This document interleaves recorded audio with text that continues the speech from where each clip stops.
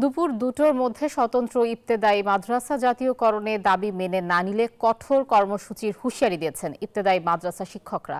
টানা ১০ দিন অবস্থান কর্মসূচি পালন করা চারুকলা অনুষদের সামনেই আলটিমেটাম দেন তারা।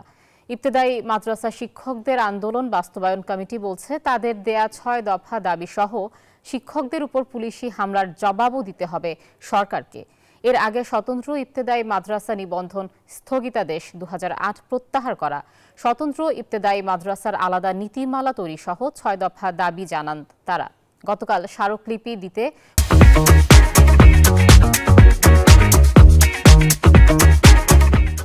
প্রধান উপদেষ্টার কার্যালয় অভিমুখে পদযাত্রা করেন তারা।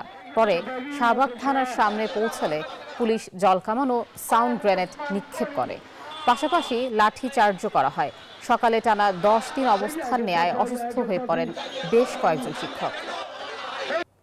আমাদের শুধু ডাল ভাতের ব্যবস্থা করার জন্য আমরা এই প্রধান উপদেষ্টার কাছে দাবি নিয়ে এসেছি, শুধু এই বেতনের আশায়। এবং আমাদের জাতীয়করণ যতক্ষণ ঘোষণা হবে না ততক্ষণ আমরা আমাদের আন্দোলন আমরা চালিয়ে যাব।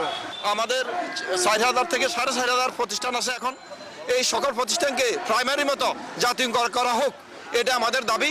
আমরা এর আগে বৈষম্য ছিলাম, এখন বাংলাদেশে যেহেতু বৈষম্য নাই, আমরা বৈষম্য থেকে বেরিয়ে আসতে চাই।